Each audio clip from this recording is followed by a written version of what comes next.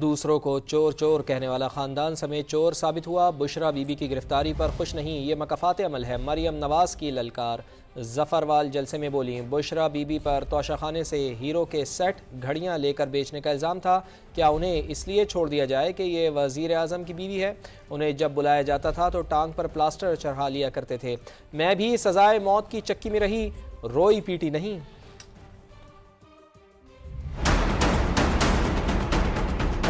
نواز شریف کے مخالفین تھے، نواز شریف ہے اللہ کے فضل سے، جتنے سپنے سازشیں کی ایک ایک کر کے سب اپنے اپنے انجام کو پہنچے۔ یہ مکافات عمل کے سوا کچھ نہیں۔ عمران خان کو 10 سال سزا ہو گئی قومی راز افشا کرنے پر، آج اس کی بیوی کو سزا ہو گئی۔ یہ لوگوں کو چور کہتے تھے، اللہ تعالیٰ نے ان سب کو سرخرو کیا، یہ پورے خاندان سمیت آج اللہ کے فضل سے چور ثابت ہوا ہے۔ میں اس کی بیوی کی گرفتاری پہ خوش نہیں ہوں۔ بشرا بی بی کے اوپر توشہ خانہ سے ہیرے جواہرات لے کر گھڑیاں لے کر بیچنے کا الزام تھا، جو ثابت بھی ہوا۔ وزیر اعظم چوری کرتا ہے، اور اگر کوئی وزیر اعظم کی بیوی چوری کرتی ہے تو کیا اس لیے اس کو چھوڑ دیا جائے اور قانون حرکت میں نہ آئے کہ وہ وزیر اعظم ہے یا وزیر اعظم کی بیوی ہے؟ اور اللہ کرے کہ جو ہمیں برداشت کرنا پڑا وہ کبھی ان کو نہ سہنا پڑے۔ کچھ میڈیا والے یہ کہہ رہے تھے کہ یہ بڑی جلدی میں مقدمہ چلا ہے۔ جی 1.5-2 سال سے تو یہ تماشا ہم دیکھ رہے ہیں، کبھی پلاسٹر چڑھا لیا ٹانگ کے اوپر، میں بھی سزائے موت کی چکی میں رہی، ایک دن میں نے رونا پیٹنا نہیں کیا۔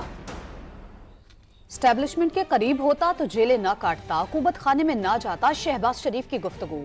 ڈیجیٹل میڈیا سے گفتگو میں کہا کہ 2018 میں سوچے سمجھے منصوبے کے تحت RTS بٹھایا گیا، پولنگ ایجنٹس کو نکال کر ٹھپے لگائے گئے، جیت کو شکست میں بدلنے کی شرمناک سازش کی گئی۔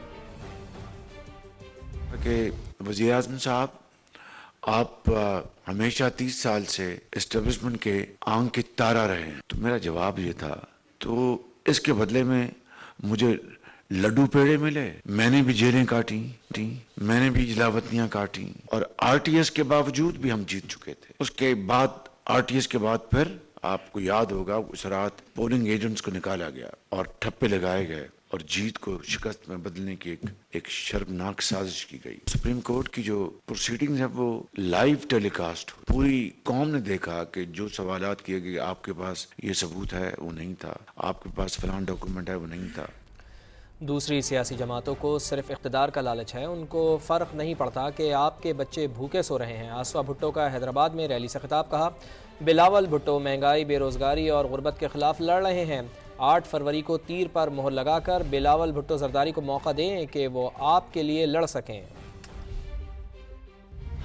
دوسری سیاسی جماعتیں صرف امیر کرنا چاہتے ہیں اور غریبوں کو اور غریب، ان کو فرق نہیں پڑتا کہ آپ کے بچے بھوکے سو رہے ہیں یا نہیں، ان کو صرف اقتدار کی لالچ ہے۔